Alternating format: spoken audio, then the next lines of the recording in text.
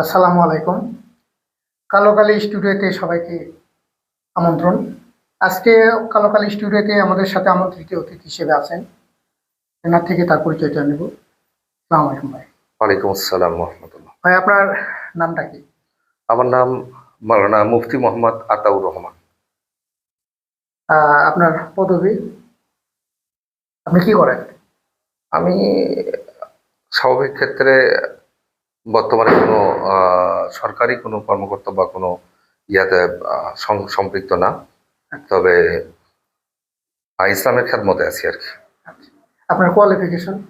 আমি আহ, কামেল ডাবল করছি হাদিস এবং ফিকহ বিভাগ থেকে। আচ্ছা, মাশাল্লাহ। আজকে আমাদের কালো কালি স্টুডিওতে যে কারণে আমন্ত্রণ জানানো হয়েছে সেটা হচ্ছে যে বর্তমান পরিস্থিতি, বৈশ্বিক পরিস্থিতি যেটা ইরান ইসরায়েল যুদ্ধ, এটা সারা পৃথিবী জুড়ে মানুষের মুখে এর প্রভাবটা পড়ে গেছে। পুরো পরিস্থিতিটা অন্যরকম। আমরা এই ক্ষেত্রে দেখতে পাচ্ছি যে ইরান এবং ইসরায়েল, আপনার দৃষ্টিকোণ থেকে ইরান এবং ইসরায়েলের মাঝে কাকে সমর্থন করা যায় এবং তার কারণটা একটু বলবেন। বর্তমান ইরান এবং ইসরায়েলের বিপক্ষে ইরানের যে সংগ্রাম চলমান আমরা লক্ষ্য করেছি পূর্বের থেকেই। ফিলিস্তিনের পক্ষ নিয়ে তারা ফিলিস্তিনের মুসলমানকে রক্ষা করার জন্য ইসরায়েলের বিপক্ষে তারা যে সংগ্রাম চালিয়ে যাচ্ছে, এটাতে আমাদের সমর্থন অবশ্যই আছে। আচ্ছা, ইরানের পক্ষে সমর্থন আছে। আচ্ছা। আর কথায় আপনার কথায় বোঝা যাচ্ছে, আর যেহেতু ফিলিস্তিনের পক্ষে তারা লড়াই করছে এই জন্য সমর্থন জানাচ্ছে, আর সমর্থন না জানানোর পিছনে কিছু কারণ যদি থাকে। আর বিশেষ করে সমর্থন না, হ্যাঁ, এখানে প্রশ্ন হলো যদি সমর্থন, আহ আমরা তো বিগত দিনে সমর্থন করে আসছি, কিন্তু এখন আমরা যেটা দেখতে পাচ্ছি যে বর্তমান সময়ে ইরান, সৌদি আরব সহ বিভিন্ন আরব কান্ট্রিতে তারা বিভিন্ন ক্ষেপণাস্ত্র নিক্ষেপ করছে।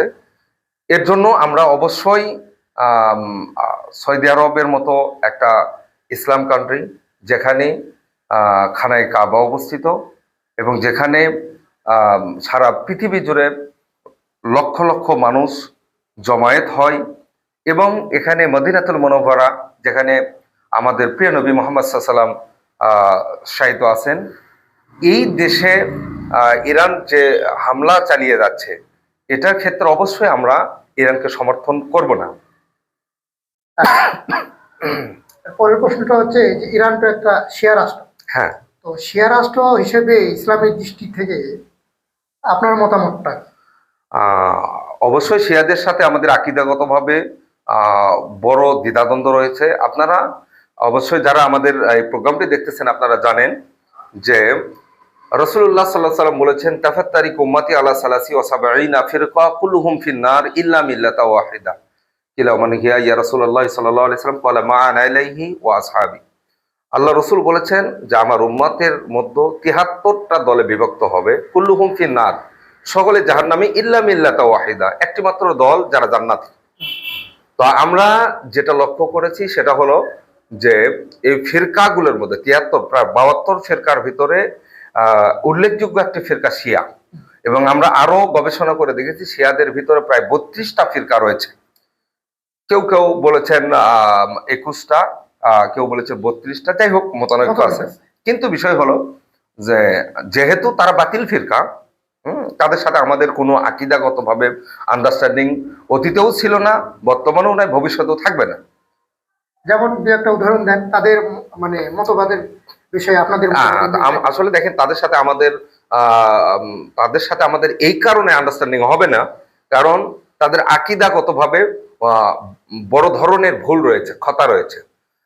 উল্লেখযোগ্য হিসেবে আমরা বলতে পারি যে শিয়াদের আকিদা হলো, তারা বলতো যে আল্লাহ তাআলা কোরআনুল কারীম নাজিল করেছেন আহ আলী আলাইহিস সালামের উপরে, কিন্তু জিবরাইল আলাইহিস সালাম এটা ভুল করে মুহাম্মদ সাল্লাল্লাহু আলাইহি সাল্লামের উপর নাজিল করেছে। এটা একটা সবচেয়ে বড় ভ্রান্ত একটা আকিদা। আর এছাড়াও তারা বলেছেন যে আবু বকর, উমর, ওসমান সহ উল্লেখযোগ্য বেশ কিছু সাহাবায়ে কেরাম, যেমন হযরতে আবু হুরায়রা রাদিয়াল্লাহু তাআলা আনহু, যিনি অধিক পরিমাণ হাদিস রিওয়ায়াত করেছেন, আর তাদের বক্তব্য এরকম যে হযরতে আবু হুরায়রা, যিনি একজন মুশরিক ছিলেন, পরবর্তীতে রাসূলুল্লাহ সাল্লাল্লাহু আলাইহি ওয়াসাল্লামের কাছে ইসলাম ধর্ম গ্রহণ করেছেন, সুতরাং তার এত হাদিস আমরা বিশ্বাস করি না।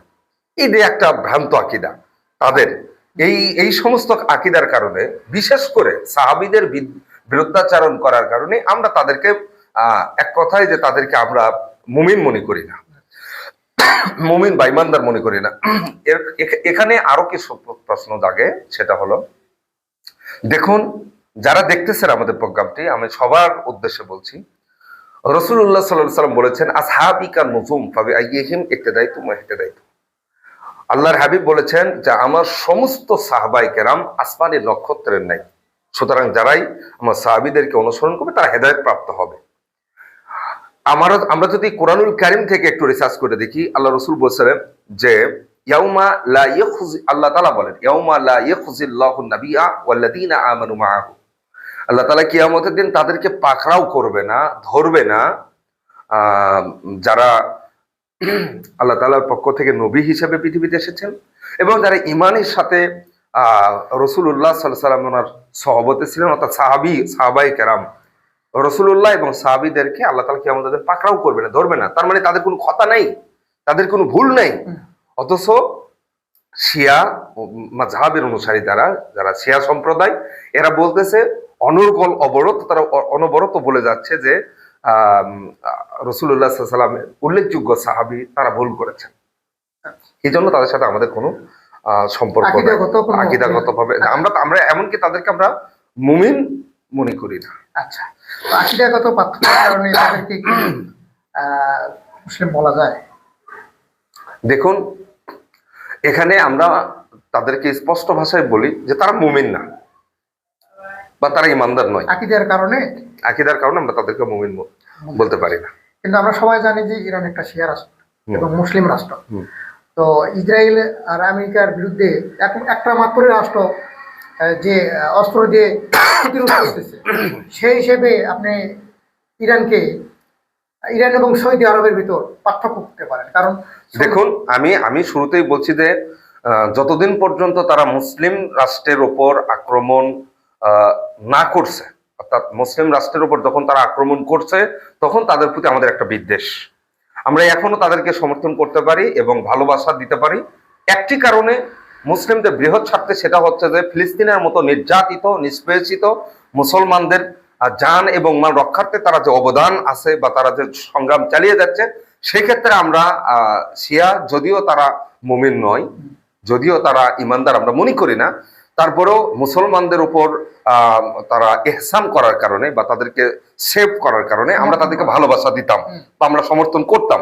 কিন্তু আমরা যখন দেখতে পাচ্ছি যে সৌদি আরবের মতো এত বড় একটি মুসলিম রাষ্ট্র, যেখানে হাজার হাজার মানুষ জমায়েত হয়, একত্রিত হয়, যেখানে প্রতিটা মুসলমানের অন্তর পড়ে থাকে, দিল থেকে যে মুসলমানেরা সৌদি আরবে মক্কা মদিনাতে পড়ে থাকে, সেই রাসূলুল্লাহর দেশে যখন তারা মিসাইল নিক্ষেপ করছে, এটার কারণে আমরা তাদের প্রতি আমাদের আক্ষেপ তৈরি হচ্ছে এবং ভালোবাসা উঠে যাচ্ছে।